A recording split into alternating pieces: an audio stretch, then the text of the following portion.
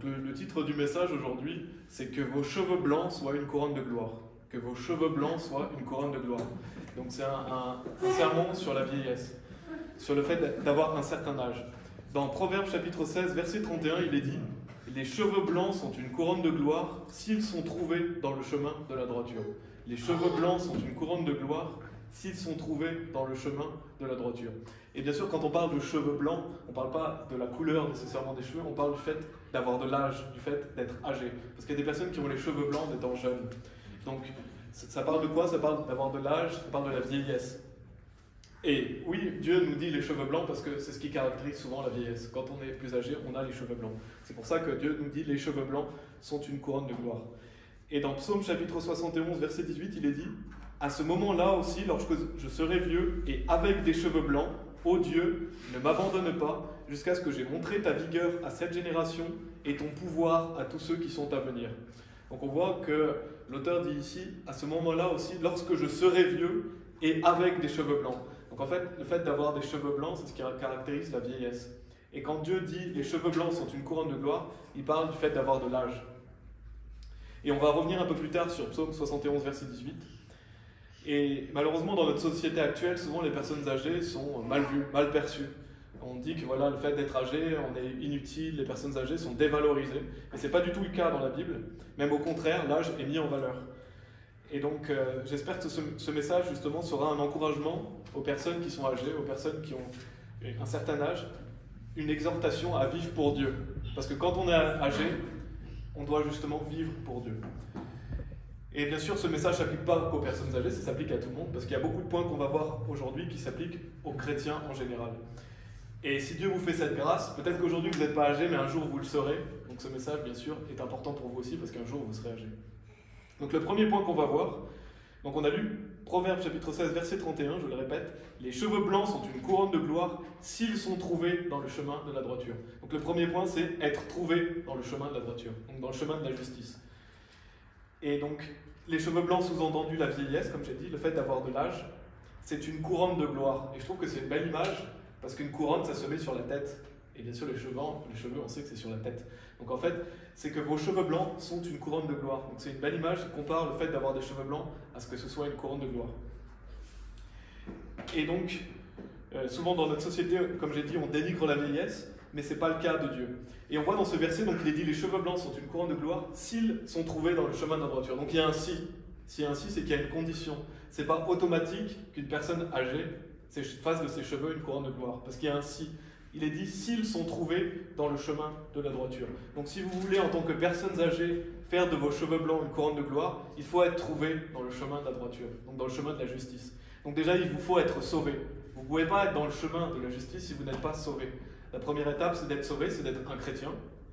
Jésus lui-même dit « Je suis le chemin, la vérité et la vie. Aucun homme ne vient au Père que par moi, ne vient vers le Père que par moi. » Donc Jésus est le chemin. Quand vous êtes sauvé, vous êtes sur ce chemin du paradis, vous êtes certain d'aller au paradis, il n'y a rien qui puisse changer ça. C'est ce qu'on appelle le salut. Ensuite commence la vie chrétienne, et cette vie chrétienne, il faut marcher dans le chemin de la droiture. Pas pour être sauvé, vous êtes déjà sauvé, mais pour être agréable à Dieu. Et c'est ce que nous enseigne Proverbes chapitre 16, verset 31, qu'en tant que personnes âgées, si on veut faire de nos cheveux blancs, de notre vieillesse, une couronne de gloire, il faut marcher sur ce chemin de la droiture. Donc il faut marcher avec Christ, il faut servir Dieu, garder ses commandements. Donc ça c'est le premier point. Quand on est âgé, il faut justement être trouvé sur ce chemin de la droiture pour être agréable à Dieu. Le deuxième point, on va voir dans Tite chapitre 2, si vous voulez dans Tite chapitre 2. Tite chapitre 2, on va voir le rôle des personnes âgées. Donc Dieu nous dit dans Tite chapitre 2 le rôle des hommes âgés et le rôle des femmes âgées. Donc c'est des beaux versets justement à aller pour savoir qu'est-ce que Dieu attend de nous quand on est une personne âgée. Tite chapitre 2, des versets 1 à 5, on va lire. Il est dit, mais toi, dis les choses qui conviennent à la saine doctrine. Donc Paul dit ça à Tite, il lui dit de dire les choses qui conviennent à la saine doctrine. Donc ce qui suit, c'est la saine doctrine, c'est ce qui est agréable à Dieu. Que les hommes âgés soient sobres, sérieux, modérés, solides dans la foi, dans la charité, dans la patience. Les femmes âgées de même, qu'elles soient dans leur conduite comme il convient à la sainteté, non médisantes, non adonnées à beaucoup de vin, enseignantes de bonnes choses, afin qu'elles puissent enseigner aux jeunes femmes à être modestes, à aimer leur mari, à aimer leurs enfants, à être discrètes, chastes, femmes au foyer, bonnes, obéissantes à leur propre mari, afin que la parole de Dieu ne soit pas blasphémée. Ça, c'est des versets qui ne seraient vraiment pas célèbres dans notre société actuelle, parce que c'est dénigré, le rôle de l'homme et de la femme. Mais c'est ce qui est agréable à Dieu. Et ce qui nous intéresse en tant que chrétiens, c'est de savoir comment on peut être agréable à Dieu. C'est pas comment on peut se soumettre au monde et être comme les autres, mais c'est comment on peut être agréable à Dieu. Donc il y a des choses qui sont difficiles dans ces versets pour certaines personnes peut-être, mais on doit toujours vouloir nous soumettre à ce que Dieu veut qu'on fasse. Et donc pour les hommes âgés, on a au verset 2 que les hommes âgés soient sobres, sérieux, modérés, solides dans la foi, dans la charité, dans la patience. Et donc on va voir certains de ces termes et les définir pour comprendre ce que ça veut dire. Et comment justement en tant qu'homme âgé on doit se comporter, comment on doit être. Parce que Dieu nous dit comment on doit se comporter. Donc le premier terme c'est être sobre. Qu'est-ce que ça veut dire qu'être sobre? C'est être mesuré, être modéré. Dans 1 Pierre chapitre 4, au verset 7, il est dit « Mais la fin de toute chose est à portée de la main, soyez donc sobres et veillez à prier. » Et donc on voit cette notion d'être sobre, c'est la sobriété, c'est quelque chose d'important pour Dieu. Quand on est âgé, on doit être sobre. Et bien sûr, c'est un lien avec l'alcool. Dieu veut qu'on s'abstienne d'alcool pour être sobre, pour montrer de la sobriété. Donc ça, c'est le premier terme, que les hommes âgés soient sobres. Ensuite, il est dit sérieux. Et j'ai trouvé une définition sur le mot sérieux qui je trouve qui est bien, et qui est dit qui attache de l'importance à ce qu'il dit ou fait, respecte ses engagements, agit conformément à ce qu'on attend de lui, avec attention, soin. Donc en fait, quelqu'un de sérieux, c'est quelqu'un qui attache de l'importance à ce qu'il dit et à ce qu'il fait. C'est pas quelqu'un qui parle et qui agit comme un insensé, qui est un menteur, mais c'est quelqu'un qui va faire ce qu'il dit. C'est quelqu'un qui, quand il dit quelque chose, il attache de l'importance à ce qu'il dit et à ce qu'il va faire. Donc c'est quelqu'un qui est intègre. Et en tant que personne âgée, on doit être intègre, montrer un exemple d'intégrité, de respecter ses engagements. Si on dit quelque chose, alors on le fait. C'est pas un menteur, c'est pas quelqu'un qui trompe avec sa langue ou qui est un insensé, c'est quelqu'un qui agit avec sagesse, quelqu'un qui fait les choses et qui parle avec sérieux. Et ça, c'est exalté aux yeux de Dieu. Si vous êtes une personne âgée, alors agissez avec intégrité. Parce que les gens vont voir comment vous agissez et ils vont prendre exemple sur vous. L'intégrité, c'est très important. Et dans 1 Timothée chapitre 3, verset 8, il est dit « De même, les diacres doivent être sérieux, n'ayant pas un double langage, non à donner à des excès de vin, ni avides de gains sordides. » Donc là, Dieu expose clairement et nous dit clairement comment doivent être les diacres. On n'est pas tous diacres, mais en tant qu'homme, on doit justement tendre à ces choses que Dieu nous dit de faire, être sérieux. Il est dit n'ayant pas un double langage, donc c'est pas hypocrite, c'est pas quelqu'un qui est un menteur, c'est quelqu'un qui fait ce qu'il dit. Non à donner à des excès de vin, donc on l'a vu, c'est quelqu'un qui est sobre, ni avide de gains sordides. Donc c'est pas quelqu'un qui est convoiteux, qui avide de toujours gagner plus de manière sordide. Ça, c'est pas ce que Dieu veut. Dieu veut qu'on ait le cœur au bon endroit, qu'on agisse pour les choses éternelles. C'est pas quelqu'un qui va rechercher du profit à tout prix, c'est pas quelqu'un de convoiteux. Et en tant qu'homme âgé, justement, on doit prendre garde à ça, on doit être sérieux. Dans Proverbes chapitre 20, on va voir beaucoup d'écritures aujourd'hui, parce qu'il y a beaucoup de choses à dire, mais on va voir pas mal d'écritures. Et dans Proverbes chapitre 20, versets 6 et 7, il est dit « La plupart des hommes proclament chacun sa propre bonté, mais un homme fidèle, qui peut le trouver ? Le juste marche dans son intégrité, ses enfants sont bénis après lui. » Donc on voit, Dieu nous dit, il y a beaucoup de gens, vous rencontrez dans la rue, qui vont proclamer leur propre bonté. Dire, ah moi je fais ça bien, je suis bon, je suis bon. Mais Dieu nous dit, mais un homme fidèle, qui peut le trouver? Ça c'est plus rare. Quelqu'un qui est fidèle, quelqu'un qui agit avec intégrité. Pas quelqu'un qui se met en avant, mais quelqu'un qui fait les choses avec intégrité. Et c'est ce que Dieu veut, qu'on soit sérieux en tant qu'homme âgé. Et il est dit, le juste marche dans son intégrité, ses enfants sont bénis après lui. Et j'aime bien ça parce que ça montre que si vous marchez avec intégrité, vos enfants sont bénis après vous. Donc, ce que vous faites, ça impacte les générations d'après. Donc, quand on est par exemple grand-père, quand on est père, ou même quand on est un homme âgé et qu'on est auprès des jeunes ou des personnes moins âgées, on a un impact sur eux. Donc, si on veut que les gens soient bénis après nous, il faut qu'on marche dans l'intégrité. Ensuite, il est dit modéré. Donc, la modération, c'est faire preuve de mesure, c'est être quelqu'un d'équilibré, de tempéré. C'est pas quelqu'un qui est dans l'excès, c'est pas quelqu'un qui se met vite en colère, mais c'est quelqu'un de tempéré. C'est un fruit de l'esprit d'ailleurs, la tempérance. Donc Dieu nous dit que les hommes âgés doivent être modérés. Et le dernier point, il est dit que les hommes âgés soient sobres, sérieux, modérés, solides dans la foi, dans la charité, dans la patience. Donc Dieu veut qu'on ait ces qualités de foi, de charité et de patience. Il est dit dans 1 Corinthiens chapitre 16, au verset 13 et 14, « Veillez, tenez ferme dans la foi, comportez-vous comme des hommes, soyez forts, que toutes vos choses soient faites avec charité Et donc ça c'est le verset 14. Donc Dieu nous dit qu'on doit tenir ferme dans la foi. Donc en tant que personne âgée, on doit être des exemples de foi, on doit tenir ferme dans la foi. On doit se comporter comme des hommes, être fort et tout faire avec charité. Ça c'est très important. Donc développer ces qualités de foi, de charité et de patience. Donc là on vient de voir justement quel est le rôle d'un homme âgé. En quoi on peut s'améliorer. Ensuite il est dit des versets 3 à 5, le rôle des femmes âgées.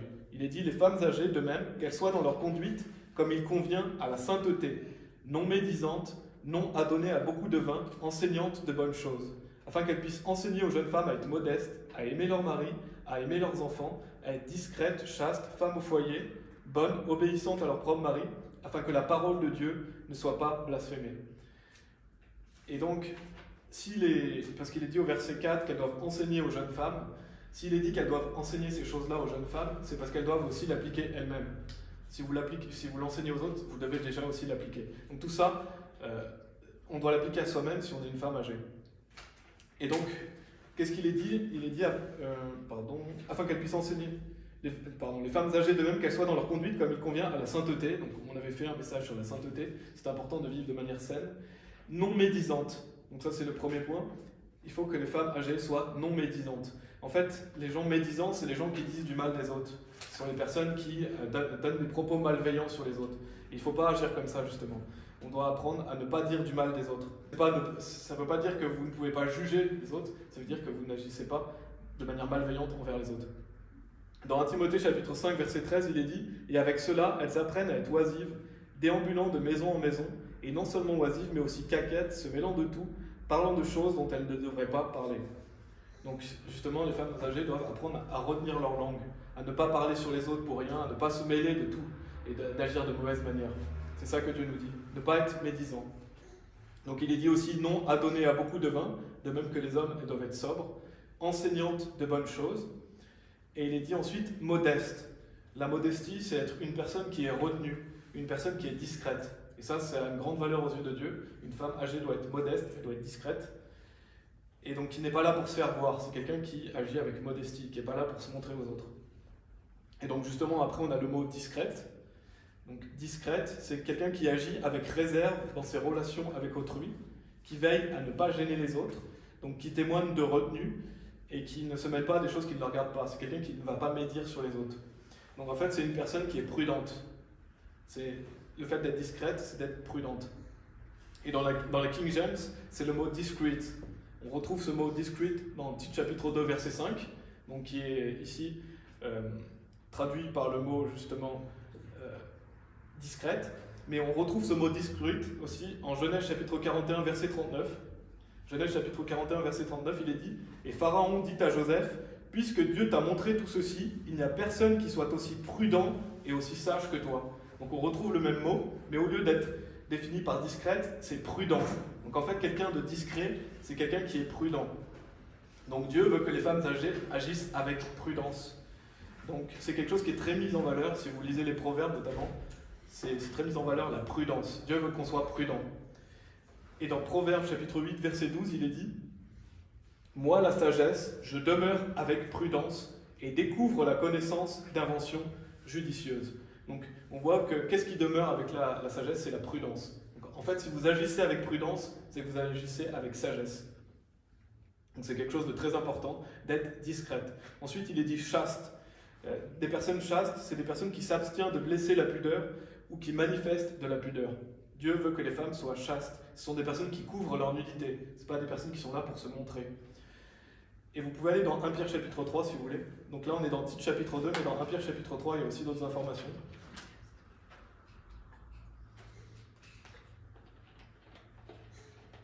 Donc là on définit le mot chaste.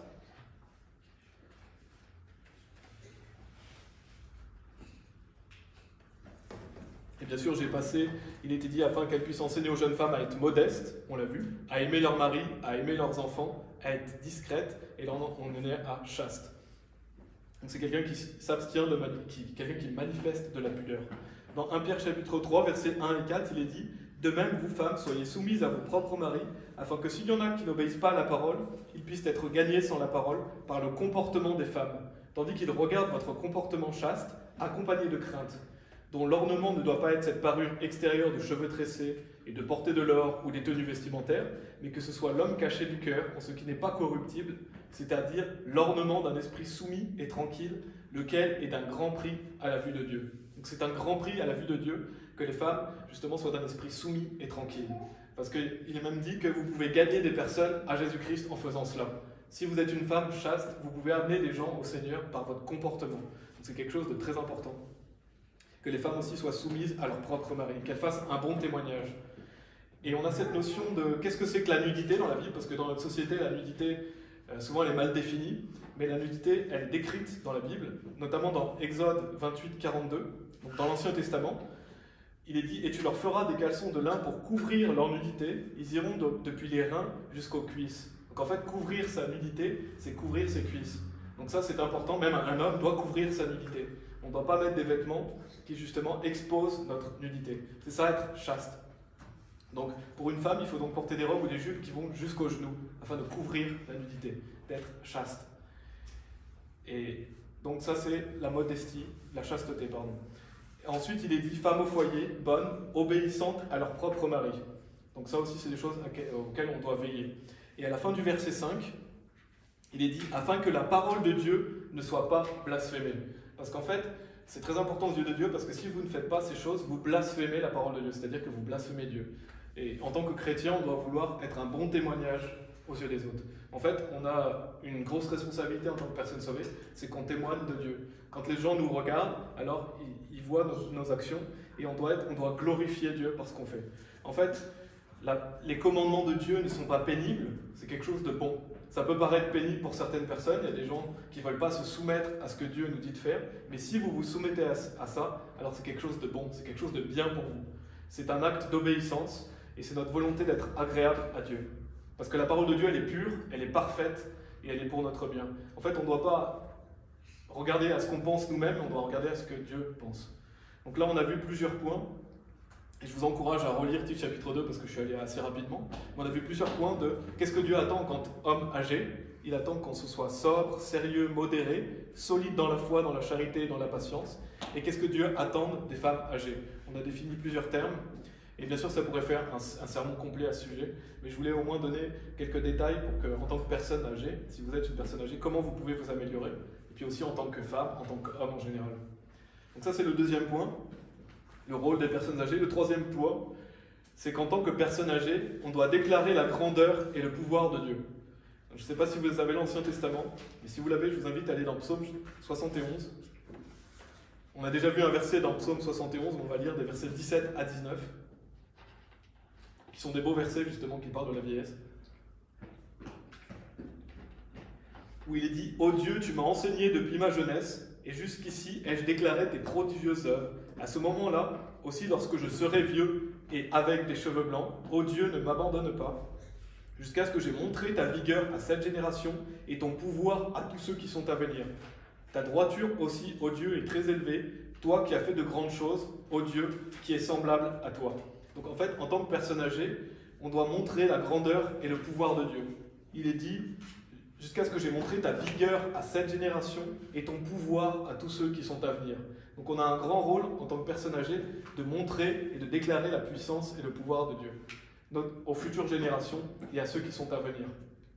Donc par exemple, si vous êtes grands-parents, alors c'est important de montrer déjà à vos enfants, mais aussi à vos petits-enfants, de déclarer la puissance de Dieu, de montrer à quel point Dieu est merveilleux, de montrer à quel point Dieu est puissant. Et si vous n'avez pas de petits-enfants ou pas d'enfants, vous pouvez le montrer aux jeunes, vous pouvez le montrer à votre prochain. En tant que personne âgée, on a toujours un rôle et on peut toujours montrer aux autres que Dieu est puissant. Quand vous allez témoigner vers les jeunes, quand vous allez témoigner même vers les moins jeunes, vous déclarez la puissance de Dieu. Et c'est ce que Dieu veut qu'on fasse en tant que personne âgée.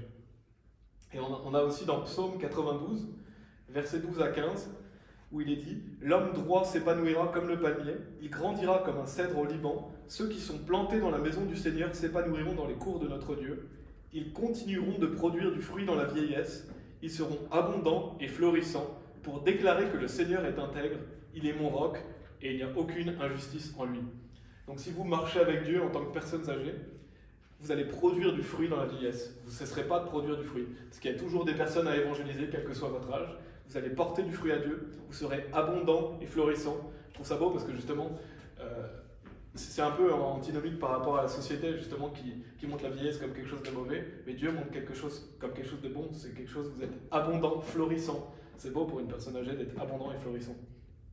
Et donc, qu'est-ce que font ces personnes? Ils déclarent que le Seigneur est intègre.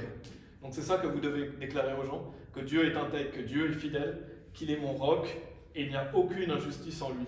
Donc, en tant que personne âgée, déclarez aux gens le fait que Dieu est parfait, que Dieu est juste, qu'il n'y a pas d'injustice en lui, qu'il est votre roc.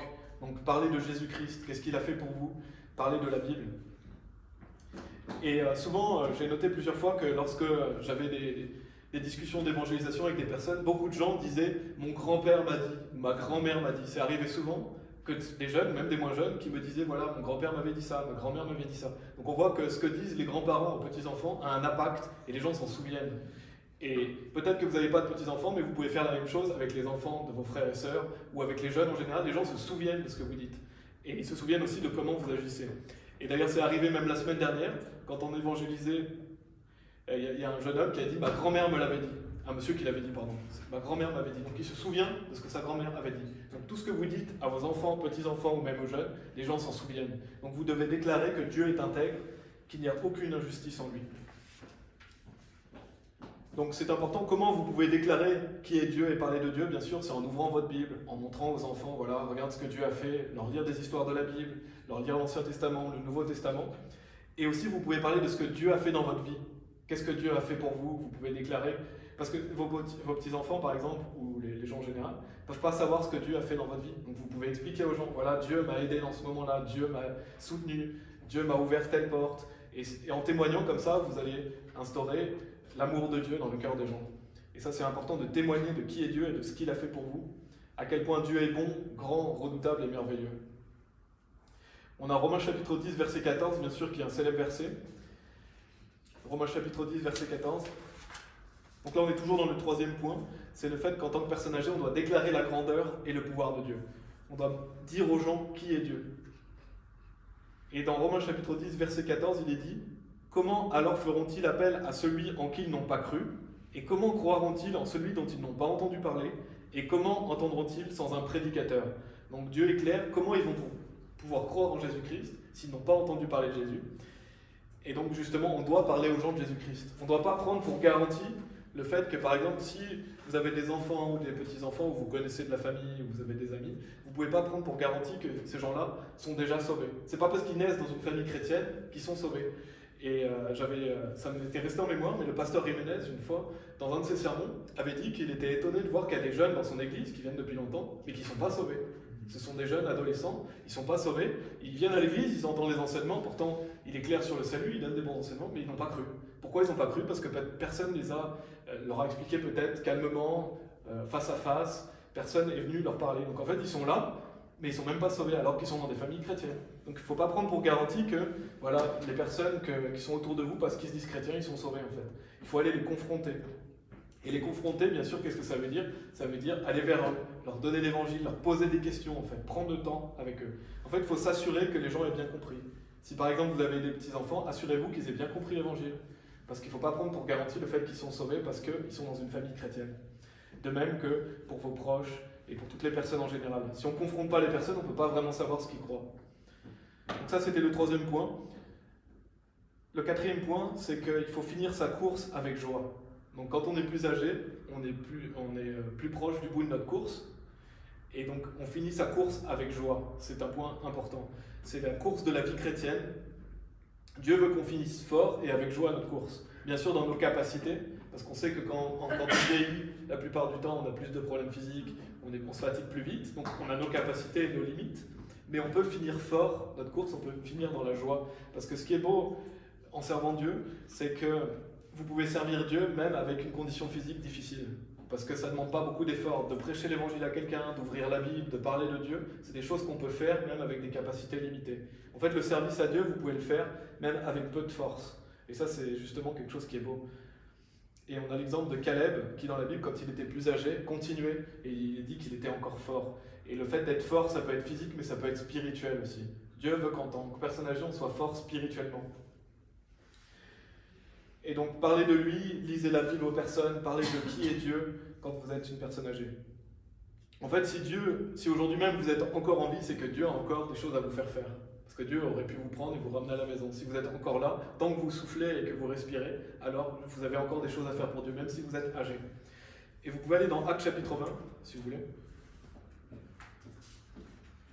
Où justement, Paul nous parle de la fin de sa course, dans Actes chapitre 20, des versets 24 à 27.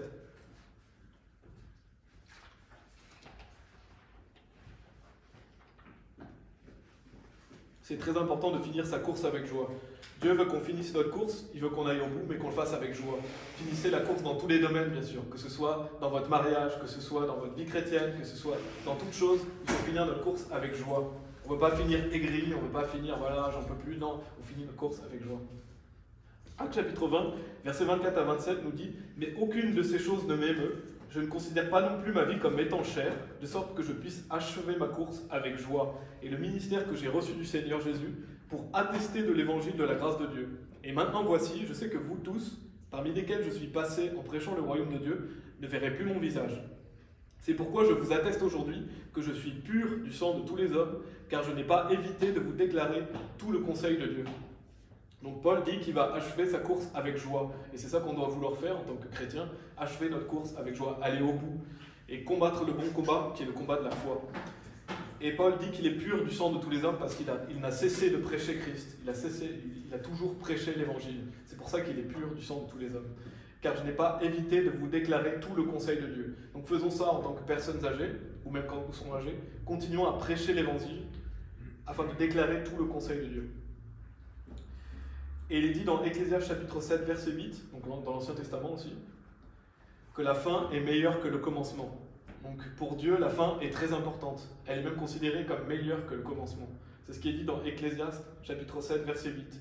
Il est dit « Mieux vaut la fin d'une chose que son commencement, mieux vaut un esprit patient qu'un esprit hautain. » Donc aux yeux de Dieu, terminer sa course, c'est quelque chose de très important. Il vaut mieux la fin que le commencement. Dieu veut qu'on puisse finir notre course avec joie. Et on a aussi dans Apocalypse chapitre 2, si vous allez dans Apocalypse chapitre 2, où Dieu nous parle des églises. Apocalypse chapitre 2, il nous dit au verset 19, « Je connais tes œuvres et ta charité, et ton service, et ta foi, et ta patience, et tes œuvres, et les dernières surpassent les premières. » Donc on voit que Dieu montre que voilà, cette église faisait des œuvres, ils avaient la charité, le service, la foi, la patience. Et il dit, et tes œuvres, et les dernières surpassent les premières. Donc qu'est-ce qui est mis en avant par Dieu dans cette église? Que leurs dernières œuvres surpassent leurs premières œuvres. Donc en tant que personnes âgées, on ne doit pas regarder derrière nous, on doit regarder devant nous. Et donc on doit toujours faire en sorte que nos œuvres futures soient encore plus grandes que nos œuvres avant. Et Dieu met en avant ça dans cette église, le fait que leurs dernières œuvres surpassent les premières, parce que la fin est meilleure que le commencement. Quel dommage en fait que vous finissiez votre course en chutant. Dieu veut qu'on finisse fort notre course, comme l'apôtre Paul. Et on a plusieurs exemples dans la Bible. Je vais donner quelques exemples. Dans l'Ancien Testament, on a notamment David. Donc le roi David, lui, il a terminé sa course avec joie, et il a terminé sa course en servant Dieu. On voit dans 1 Chronique chapitre 28 au verset 20, où il est dit « Et David dit à Salomon son fils, sois fort et plein de courage, et fais-le, n'aie pas peur et ne t'effraie pas, car le Seigneur Dieu, c'est-à-dire mon Dieu, sera avec toi, il ne te laissera pas et ne t'abandonnera pas, jusqu'à ce que tout l'ouvrage pour le service de la maison du Seigneur soit achevé. » Donc on voit que David avait pris soin des générations futures. Il fortifiait son fils, il l'avait encouragé. On voit même aussi qu'il va préparer la succession de son fils. Donc c'est ce que Dieu veut qu'on fasse en tant que personnes âgées, qu'on prenne soin des générations futures. Il servait Dieu même dans la vieillesse. Et il est aussi dit qu'il va finir sa course avec joie, parce que dans 1 Chronique 29, verset 28, donc un chapitre plus loin, il est dit « Et il mourut à un grand âge, rassasié de jours, de richesse et d'honneur, et Salomon son fils régna à sa place. » Donc David est mort à un grand âge, rassasié de jours et de richesse et d'honneur. Il est mort dans la joie, il est mort dans la paix, parce qu'il n'a cessé de servir Dieu. Il a pris soin des générations futures, et c'est ça que Dieu veut qu'on fasse quand une personne âgée. On doit prendre exemple sur David. Et par contre, on a aussi des mauvais exemples. Donc David est un bon exemple. Il a fini sa course avec joie, il a parlé aux générations futures, il a préparé la succession de son fils, il a servi Dieu. Mais on a un exemple, par exemple, de quelqu'un qui n'a pas pris soin des générations d'après, c'est Ézéchias, le roi Ézéchias.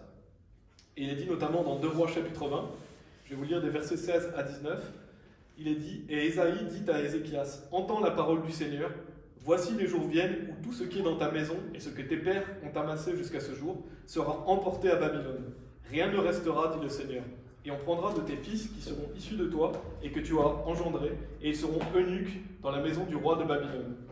Alors Ézéchias dit à Ésaïe, la parole du Seigneur que tu as prononcée est bonne, et il dit, n'est-ce pas bon si paix et vérité existent pendant mes jours? Donc, à chaque fois que je lis ça, ça m'énerve un peu parce qu'on voit qu'Ézéchias ne se soucie pas du tout des générations futures. En fait, tant qu'il meurt en paix, tant que ça va pour lui, c'est bon. Et justement, c'est un mauvais exemple. Il n'a pas pris soin des générations futures. Donc en tant que personne âgée, on doit prendre soin des générations futures. Donc je ne vais pas rentrer dans l'histoire d'Ézéchias, mais on voit clairement qu'il se souciait de lui-même, il ne se souciait pas des gens après lui. Parce qu'il y aura des conséquences justement sur ses enfants. Donc ça, c'est un exemple qu'on ne veut pas être, de finir sa course, finir sa vie, en ne pensant pas aux générations d'après. Et il y a un autre exemple, c'est le roi Asa, qui lui va mourir dans des souffrances sans rechercher Dieu. Donc ça, c'est un mauvais exemple de personne qui ne va pas finir sa course avec joie. On a Ézéchias, lui, qui ne se soucie pas des autres, mais on a aussi le roi Asa, lui, qui va finir dans la souffrance. Et c'est ce qu'on ne veut pas. Et dans 2 Chroniques, chapitre 16, au verset 12, il est dit « Et Asa, en la 39e année de son règne, fut malade des pieds, et sa maladie fut extrêmement grave. Toutefois, dans sa maladie, il ne chercha pas le Seigneur, mais les médecins. » Donc on voit, parce qu'il va pécher. Juste avant, pourtant, Asa a fait des grandes choses. C'était un homme de Dieu qui a fait beaucoup de grandes choses. Mais on voit que quand il est plus vieux, il va se détourner de l'Éternel. Il va avoir une maladie des pieds, donc il va avoir une maladie extrêmement grave. Il va souffrir, il va mourir dans la souffrance. Et en plus de ça, il ne va pas rechercher le Seigneur, mais il va rechercher les médecins. Et ça, c'est ce qu'on ne veut pas en tant que personnes âgées. C'est finir loin de Dieu, c'est finir dans la souffrance, dans la détresse, en se détournant de Dieu. Donc on voit à travers ces exemples, si Dieu nous donne l'Ancien Testament, c'est aussi pour notre admonition. Donc Dieu veut qu'on prenne l'exemple, qu'on regarde les bons exemples, qu'on fasse de même, et qu'on voit les mauvais exemples et qu'on ne fasse pas cela. Et donc on voit des exemples de personnes qui ont mal fini leur course, et on voit un exemple de quelqu'un qui a bien fini sa course, avec David. Vous pouvez aller dans 2 Corinthiens chapitre 4. 2 Corinthiens chapitre 4, c'est bientôt fini, on va faire la conclusion. Donc on a vu dans ce message que vous pouvez faire de vos cheveux blancs une couronne de gloire. Vous pouvez faire de vos cheveux blancs une couronne de gloire si vous êtes trouvé dans le chemin de la droiture. Donc c'est important d'être trouvé dans le chemin de la droiture, déjà d'être sauvé, mais aussi de marcher avec Dieu. On a vu le rôle des personnes âgées, le rôle des hommes âgés et des femmes âgées qui sont décrits dans Tite chapitre 2. Bien sûr, il y a d'autres passages qui en parlent, mais Dieu veut qu'on puisse justement tendre vers ces choses-là. On a vu aussi que c'est très important de finir sa course avec joie, en voyant des bons exemples et des mauvais exemples. Et c'est important aussi de noter que Dieu nous soutient dans notre vieillesse. Donc c'est rassurant quand on est une personne âgée, Dieu nous soutient, il est avec nous. Dans Ésaïe 46, verset 4, il est dit « Mais même jusqu'à votre vieillesse, je suis, et même je vous porterai jusqu'aux cheveux blancs, je l'ai fait, et je porterai, même je vous soutiendrai, et vous délivrerai. » Donc si vous marchez avec Christ, Dieu est avec vous, il ne vous abandonne pas, il vous porte, parce que ça a de la valeur à ses yeux. En tant que personnes âgées, vous avez de la valeur pour lui, il est avec vous, il vous soutient dans votre vieillesse. Donc c'est rassurant de savoir que Dieu est là. Peut-être que vous n'avez pas d'autres personnes autour de vous, mais lui, Dieu, il prend soin de vous. Et il vous soutient, et il dit « Je vous porterai jusqu'aux cheveux blancs ». Donc pour Dieu, c'est important. Et donc pour terminer, dans 2 Corinthiens chapitre 4, les versets 16 à 18, on va lire. 2 Corinthiens chapitre 4, versets 16 à 18. Il est dit « Pour ce motif, nous ne défaillons pas, mais bien que notre homme extérieur dépérisse, cependant l'homme intérieur est renouvelé de jour en jour. Car notre légère affliction, laquelle ne dure qu'un moment, effectue pour nous un bien plus excessif et éternel poids de gloire. Tandis que nous ne regardons pas aux choses qui se voient, mais aux choses qui ne se voient pas. Car les choses qui se voient sont temporelles, mais les choses qui ne se voient pas sont éternelles. » Donc on voit, pour ce motif, nous ne défaillons pas, donc on ne doit pas défaillir, on doit continuer de tenir ferme dans la foi. Mais bien que notre homme extérieur dépérisse, c'est vrai, plus on prend de l'âge, plus notre homme extérieur dépérit. Donc on voit forcément qu'avec la vieillesse, on a plus de problèmes physiques, on a plus de difficultés. Cependant, l'homme intérieur est renouvelé de jour en jour, et c'est ça qui est important. Votre homme intérieur, lui, va passer l'éternité au paradis. Vous pouvez être renouvelé de jour en jour, en écoutant la Bible, en marchant avec Christ. Vous renouvelez l'homme intérieur, et cet homme intérieur, il est éternel. Donc votre enveloppe corporelle est temporaire, mais l'homme intérieur est éternel. Et il est dit car notre légère affliction, donc tous les problèmes qu'on peut avoir, les difficultés, ne durent qu'un moment. Donc c'est rassurant, tout ce que vous vivez ne dure qu'un moment et effectue pour nous un bien plus excessif et éternel poids de gloire. C'est ça qui est important pour nous, c'est justement ce poids de gloire, cet éternel et bien plus excessif poids de gloire.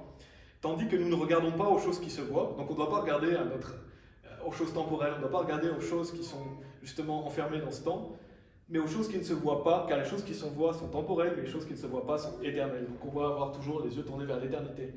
Et donc, en tant que personne âgée, on a un grand rôle. Tant qu'on est encore en vie, on peut faire des œuvres pour Christ, on peut justement avoir plus de récompenses, on peut être un bon témoignage pour les autres, on peut justement avoir un impact dans la vie des autres. Parce qu'une fois que vous n'êtes plus là, vous n'avez plus d'impact sur la vie des autres. Vous ne pouvez plus leur parler, vous ne pouvez plus agir pour eux. Bien sûr, ils se souviendront de vous, ils se souviendront de ce que vous avez fait, mais c'est aujourd'hui même que vous devez avoir un impact sur eux, c'est aujourd'hui même que vous devez vous assurer de ce qui va se passer pour vos enfants, vos petits-enfants, de s'assurer qu'ils sont sauvés, de s'assurer qu'ils croient en Jésus-Christ, ou alors de planter des graines, et de continuer à produire du fruit, de continuer à prêcher l'évangile dans nos capacités. Et si vous avez des faibles capacités, Dieu vous utilisera dans certaines circonstances, vous pourrez toujours parler aux gens, vous pouvez toujours demander à Dieu de faire des choses pour lui. Donc que vos cheveux blancs soient une couronne de gloire, et continuez justement à marcher avec Christ jusqu'à la fin. Donc on va prier. Merci Seigneur, parce que c'est vraiment clair dans ta parole que quand on est une personne âgée, on peut continuer à te servir, on peut continuer à faire des grandes choses pour toi. Merci de nous donner ces enseignements, de nous dire aussi ce qu'on doit faire, de dire ce que doivent faire les hommes âgés, les femmes âgées. Je prie pour que nous puissions t'honorer, t'être agréable et nous soumettre à ce que tu nous dis de faire, et ne pas croire qu'on sait par nous-mêmes ce qu'on doit faire, mais mettre confiance que ce que tu dis est mieux et meilleur pour les autres et meilleur pour nous. Je prie aussi pour que nous puissions finir notre course comme le roi David, mais pas comme les mauvais exemples, que nous puissions prendre exemple justement sur les mauvais exemples, pour ne pas faire la même chose, prendre en fait les enseignements que tu nous donnes, et ne pas faire les mêmes erreurs, parce que tu nous les as déjà décrits, donc pourquoi faire les mêmes erreurs?